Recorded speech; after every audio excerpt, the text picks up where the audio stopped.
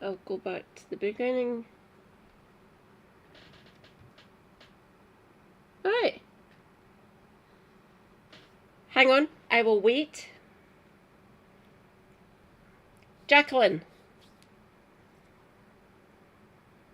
There we go, there's the notification that I'm back online.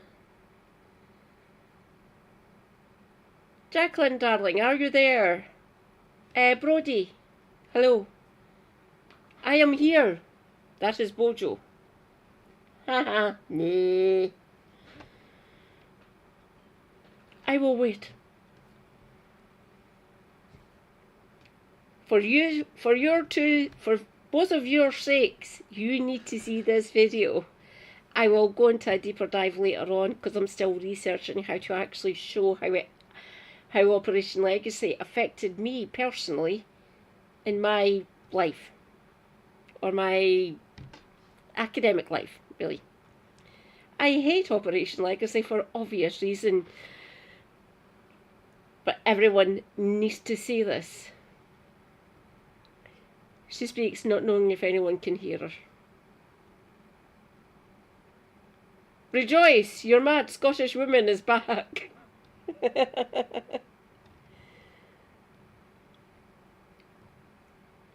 Oh, if you can't hear me, whenever I read you in, when we're in Capricorn, just put exclamation mark, mad cat. TB, hello TB, rejoice, TB Wise is here. Hi, rejoice. Mad Scottish woman is here. This is Operation Legacy, by the way, TB. Hello. That is Boris, our former Prime Minister. As far as I'm concerned, he can stay fucked off. Boris, you're an oaf. You might be an educated oaf, but you're an oaf. And I hated you as Prime Minister, so just stay irrelevant. How are you doing, TB? Great to see you.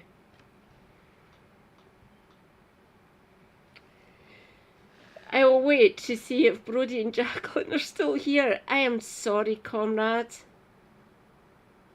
Oh, you're on Twitch? Oh, is it past? Back. Hello. Jacqueline, Brody. Jacqueline, welcome to Twitch. It's still as cursed as YouTube, by the way. Maybe slightly smoother, but... Are we all back? Are we cool?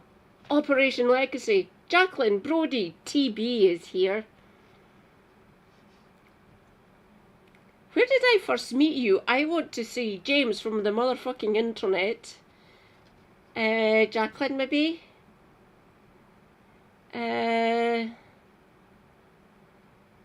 well. Tuberculosis. Tuberculosis be bad. Tuberculosis be one of the most prevalent bacteria in the world.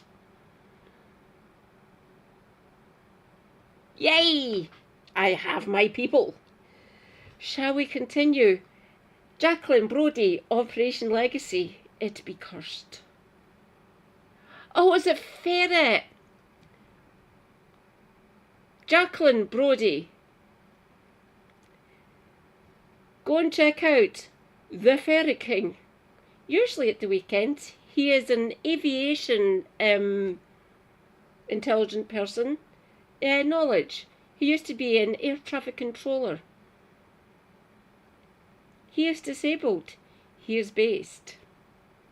He be leftist. What time is it for you, TB? I think I might have seen you in James's stream as well at some point over the years. The Ferret King's amazing, by the way. Praise be the Ferret King. Oh my god. I have forgotten Ferret's sweetie.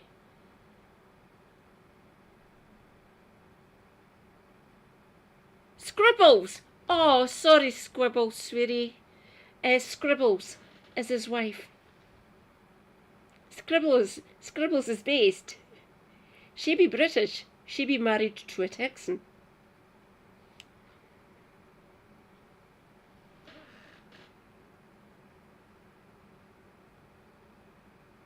Oh, so you're 3 hours behind. You're close to the East Coast. Oh, right. Oh. Shall we continue? Oh, TB, this is part of British history, by the way. So you'll be getting educated as well. I've known about Operation Legacy for about 20 odd years now, really. Operation Legacy is a stain on Britain. Ha! Brilliant. I hate it. Let me educate all of you. They really do want to rewrite our national stories. We really are at risk of a kind of know-nothing cancel culture iconoclasm. So we Conservatives will defend our history and cultural inheritance. To edit it now is as dishonest as a celebrity trying furtively to change his entry in Wikipedia. And it's a betrayal of our children's education. Britain's Conservatives are... Like you've never done that, Boris, at all, ever. Honestly, he hasn't. You can believe me and Boris if you like.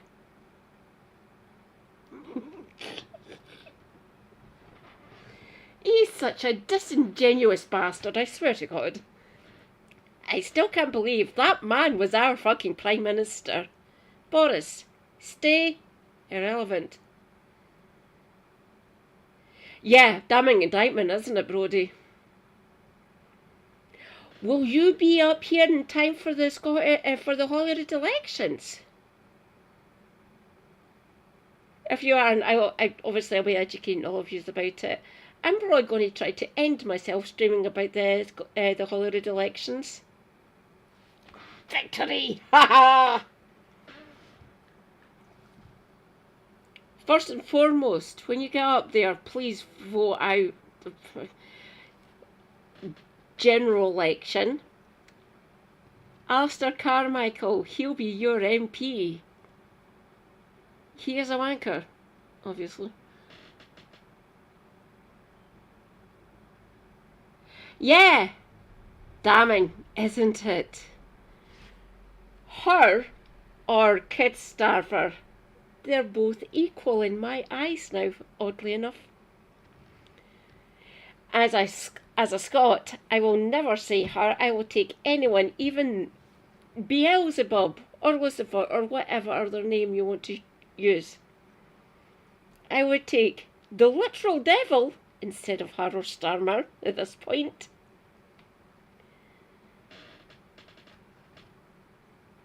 It is unfortunately, Brodie. Don't worry, we will be working on that. And you've got many years ahead of you. Plus, you have chosen an absolutely gorgeous, mostly treeless actually, but beautiful. When you get up there, check out the coast. It'd be gorgeous. Watch out for the winds. There's barely any trees up there. In fact, there's no many at all. It is gorgeous. Check out St. Magnus's. It is beautiful. Don't worry, I will be up to Orkney at some point before I die. On bucket list. Like lots of other places are. Especially here in Scotland. If you want a guided tour by this mad Scottish person, I am here. Let me know. Obsessed with the idea that we should never erase our history. There is a cancer in our education establishment. Attempting to change the history of this country, attempting to airbrush out the people they don't like from the history of this country. The idea that modern-day Oxford University is in any way racist or oppressive is nonsense. Why do you stay in this country? If you take such offence when you see Nelson's column, if you take such offence when you hear Winston Churchill's name... It feels sort of like, with just one Sikh soldier there, you start going, oh, did the Sikh soldiers serve with the English soldiers? I'm not a historian, so I don't know. This whining isn't new, but after a statue-toppling spree last year, starting with Edward Colston's statue in Bristol, the whinging has reached a fever pitch. This kind of behaviour is a step on the road that leads to the, to mob rule, to tumbrils, to the guillotine. This is about our cultural heritage being under threat. These are our great British values, so what are we going to strip away our great British values? These people, be clear, want to destroy our country. No, we don't. In Britain, this has caused outrage on the right. Sure, these were awful people, they insinuate, though they never actually say that, but they were products of a different time. We shouldn't be erasing the past and bringing down statues and forgetting our history. We're not. Well, that just isn't British. But what if forgetting history was a central part of British identity? What if erasing the historical record wasn't just encouraged, but a matter of national policy and the basis of a decades-long clandestine operation to whitewash colonial misdeeds? Well, it turns out that it was. And its name? Operation Legacy. Yes, he was, Jacqueline. He was a slave. In the aftermath of the Second World War, it was quickly apparent that Britain's empire was falling apart.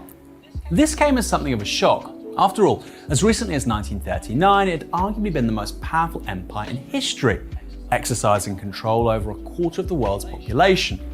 Running the country in 1940, Churchill still talked of an empire lasting 1,000 years. That if the British Empire and its Commonwealth last for 1,000 years, men will still say this was their finest hour. And yet, by 1947, the They are remembered, trust me, they are. By an empire that will live for 1,000 years. Ha! I am here to dismantle it, Winston, thank you. The Scots have a certain relation to Winston Churchill for obvious reasons. Well said, Brodie. If you can, pin your comment. It needs pinned. It be based. Seriously, as far as I'm concerned, Winston Churchill is one of the biggest monsters in world history, let alone British history. He is a monster. He is a genocider. He is an imperialist bastard. He is a royalist. As a Republican, small r, not like the GOP or anything. He is antithetical to my reason d'etre, essentially. So no. Winston Churchill, fuck you and fuck all of your works. Thank you. Just stay dead. I will not make him irrelevant. I will educate people about what this man was actually like. My granddad, my mum's dad, loved the man. My mum's dad voted Tory. He died 3 months after I was born, by the way. So he's been dead for 46 years. He loved Winston Churchill for the empire and militaristic and strong up, stiff upper lip and all that other bollocks. Grandad, fuck it, he's dead now. Grandad Jock. Can't get more fucking Scottish than that. Grandad Jock. No, Winston Churchill was a fucking monster, and he really, really didn't like Scottish people. I'm pretty sure he knew that, but he still kept on voting for the fucking scum. My granny didn't. She voted for Labour. Different numbering. So no, Grandad, I will respect your legacy. You made my mum. You helped bring her to this world for us. So I was here. I was made possible because my mum was born. Which is good. I do not shy away from my own my personal family history. I do not want to be disingenuous. I want everyone to know my actual stances on things, and within my own family to a certain extent. But on the wider scale, yeah.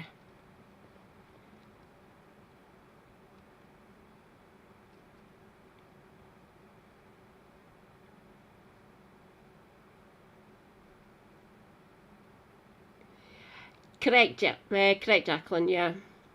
You were probably one of the first ones to actually hear it when you were a teenager. Or a small lass. But yeah, by the time that I was born and when I was in secondary education, we knew screeds about the bastard. And we got educated on him and what he was actually like, especially in higher education. You know, like hires in 6-year studies, they'd be called sixth form in England, I believe. And university level, of course.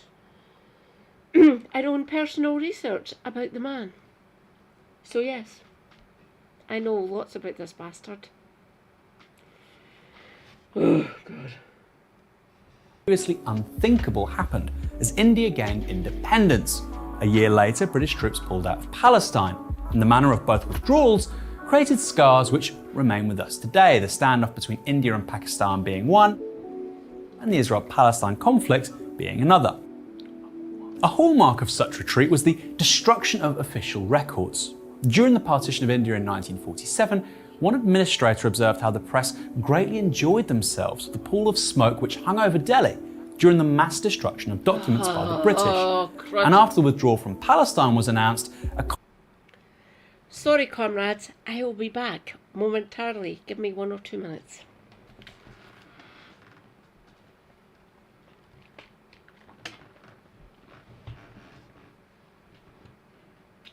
One minute.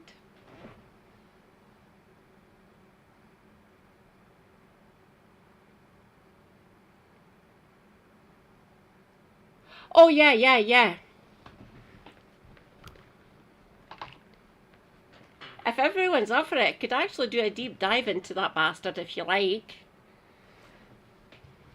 What he was like and stuff. From him being born, the Boer War, First World War, and carrying on until he died and stuff. So yeah, I have no problem educating people about Winston Churchill. Trust me, everyone needs to know about this fucking monster, in my opinion. I will be back.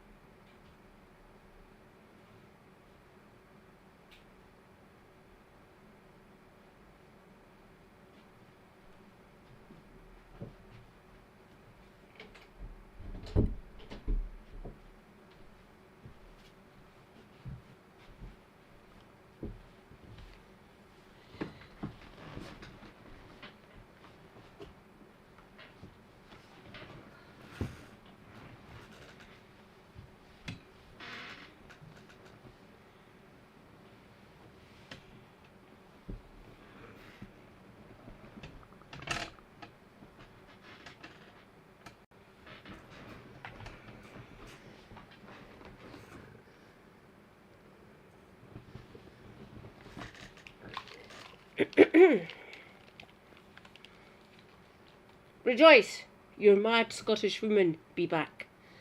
It would be, Brodie, it would be. Tell me things you like. Obviously, I'll do all his life. It might.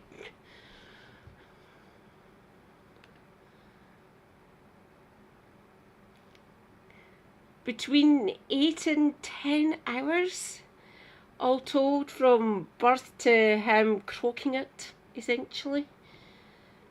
I could spread it out over 2 or 3 streams, like doing it in chunks. That might actually be quite fun. I know a fair bit about him, obviously. That would be good. So post what bits of information you have in him, and I can expand on it within the order of play for a future stream. Tell me when you would like it. Give me like a couple of weeks to get it formulated and stuff, and we can make an entire stream about the monster. Obviously, people need to know about him. We can do it for any imperialist bastard from history if you like as well. Correspondent in Jerusalem wrote how the burning of files is progressing satisfactorily. The fact such seemingly un-British behaviour was recorded by the press was a cause for embarrassment. So, by the early 1950s, as it became obvious that the whole empire would eventually go, these efforts became a coordinated secret programme to eliminate all evidence of British wrongdoing. This was the genesis of Operation Legacy, so called to protect the legacy of Britain after the loss of its empire. Its aim being to maintain the charade that Britain was somehow different and more progressive than other colonial powers, a myth fundamental to our national identity even today.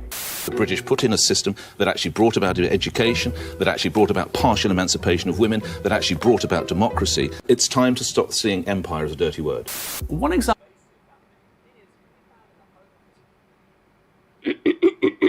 Fuck off, Nick! I am living proof of the history of this country. Literally. My granddad wanted the empire to persist. Right to this very day. I didn't. It still exists. And I am here to counter it, obviously. Being an anti-imperialist, anti-capitalist, and comrade. I don't want it to persist. Global hegemon? Fuck off. Slightly anarchist in leanings in certain aspects of my life, really. But no, fuck off. No.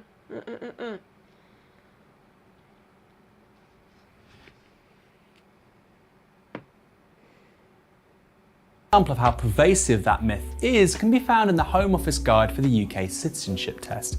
It tells us there was, for the most part, an orderly transition from empire to commonwealth, with countries being granted their independence. And such a convenient, comforting myth is based precisely on what the right claim they dislike: the erasure of history. The woke religion. Rewriting history. Judge history in whichever way it chooses to. Changing school curriculums. Wipe out any vestiges that there were bad people. It's the erasing of history. If you start to try and delete individual little parts of history, you finish up with literally nothing left. How extensive was Operation Legacy, and what kind of documents did it destroy? Well, we have something of an answer as a result of an instruction from Ian MacLeod, then Colonial Secretary, in 1961. He wrote that post-independence nations should not be handed material that might embarrass Her Majesty's government, embarrass members of the police, military forces, public servants, or others such as police informers, that might betray intelligence sources or be used unethically by ministers in the successor government. Basically, anything viewed as negative was fair game for destruction. This was necessary to eliminate evidence that would undermine the myth that the British establishment was busy constructing. This had explicitly racist, anti-democratic, and anti-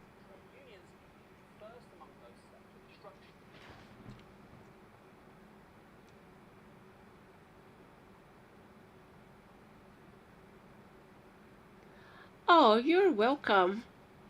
Feel free to lurk. Just do hashtag lurk so I can do my lovely little proviso. I do actually love it. It's just amazing. I am a bit of an Ant-Man fan. My main hero, of course, is Spider-Man. Hence your friendly neighbourhood Scottish Marxist taken from Spider-Man friendly neighbourhood Spider-Man.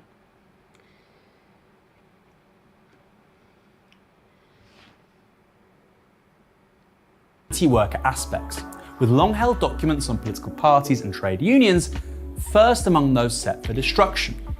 Alongside them were any papers which might be interpreted as showing religious intolerance on the part of Her Majesty's government, and all papers which might be interpreted as showing racial discrimination against Africans. We might think the British Empire was less racist and bigoted than others, and it somehow prepared the countries it ruled over for democracy. But that's partly because the records demonstrating otherwise were systematically destroyed.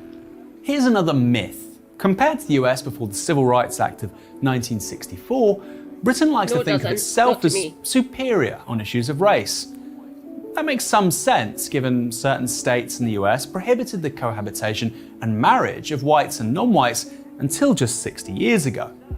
And yet, between 1902 and 1961, the White Highlands of Kenya were exclusively reserved for white Europeans, hence the name. This was a form of apartheid under the British Empire, with white settlers who comprised a tiny part of the population owning most arable land. It was a similar situation in Zimbabwe, Sierra Leone, and elsewhere, where Britain did pretty much the same thing as the United States. It's just its racist apparatus was primarily overseas and therefore out of sight. The word legacy in Operation Legacy also had a secondary meaning, with legacy files to be handed over to newly independent countries. But before such handovers took place, those files that weren't destroyed were extensively weeded. In Zambia, colonial officials were issued orders to destroy all papers which are likely to be interpreted, either reasonably or by malice, as indicating racial prejudice or religious bias on the part of Her Majesty's government. In Kenya, instructions were given which meant only British subjects of European descent could participate in weeding. Ensuring that required an elaborate code. Files marked DG, for instance, were meant to be for the viewing of the Deputy Governor. In reality, however, DG indicated documents that could only be viewed by British officers of European descent. Documents marked Watch, stamped with a red W, were to be removed from the country in question or just destroyed. The steps were taken to ensure that post-colonial governments would never learn such vitally important files existed, with those officials involved even told to keep their W stamps locked away. So why did this all happen? Yes, it did. Well, the answer is quite simple. Because the British Empire committed innumerable atrocities. In Kenya, for example, the weeding of official documents was particularly necessary after the suppression of the Mau Mau uprising. That struggle, which took place between 1952 and 1960, saw 1.5 million of the Kikuyu people and indigenous people of Kenya put in detention camps, with around 150,000 losing their lives during the uprising. During this period, white settlers openly called for the extermination of the Kikuyu, while mass torture was used.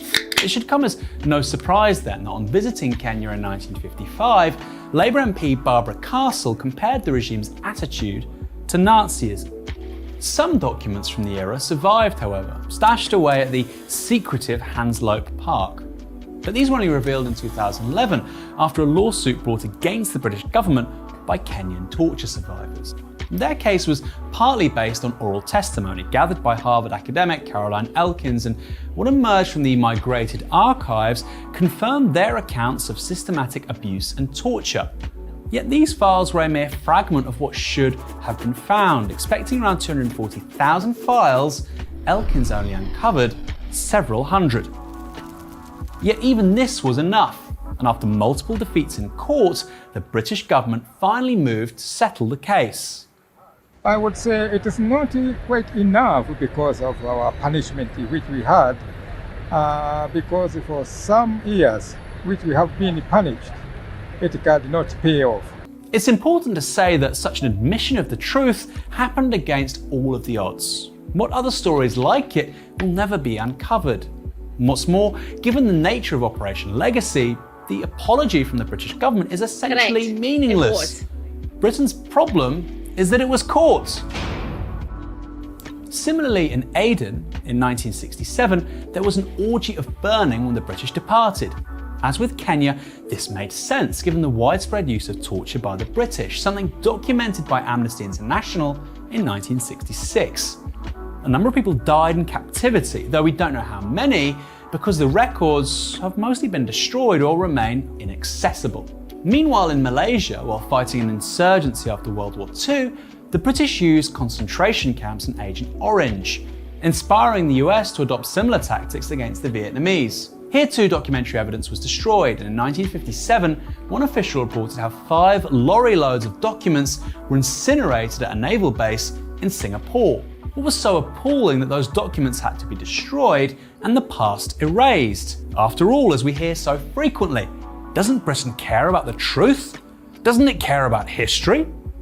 Operation Legacy continued all the way into the 1970s, and remarkably, almost none of the countries involved, besides Kenya and Malta, appear to have known anything about it. Despite claims to the contrary, Britain is among the most secretive states in the world. MI6, for example, has never made a single page of a single document public since its creation in 1909. Yet, alongside that secrecy was industrial-scale destruction of evidence documenting British crimes against humanity. The idea that Britain's empire was more progressive than those of other European powers is a myth. But the fact it's widely believed required erasing history as a matter of state policy. All of which means those who are pulling down statues aren't rewriting history, but starting an overdue conversation about a colonial legacy which the powerful have done everything to obscure, dismiss, and deny for more than half a century. The people that really care about historical truth? Well, they're the ones who dumped Edward Colston in Bristol's docks. We want to create more videos like this. What kind of topics would you like to see covered specifically? Put that in the comments below.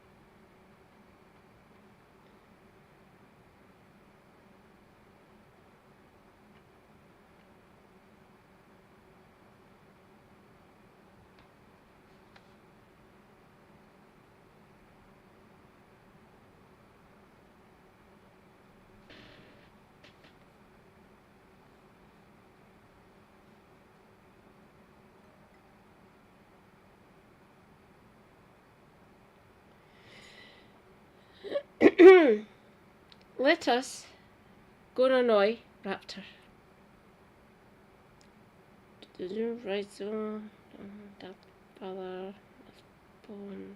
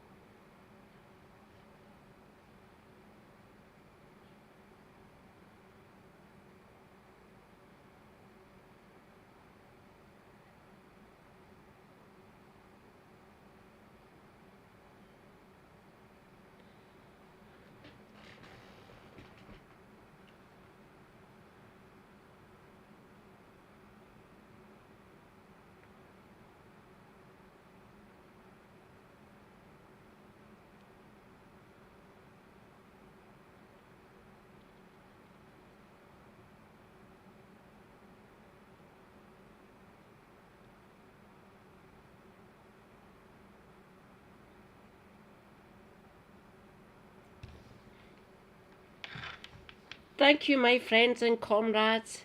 I will be back later on. What the hell?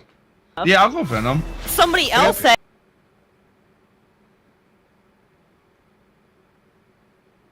Wow. That is a lot of sheer chat.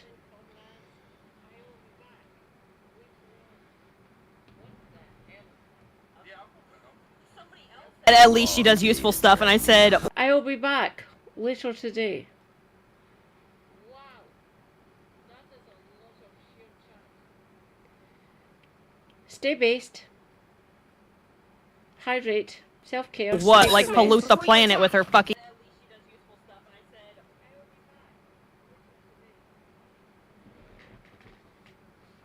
Taylor Swift was useful.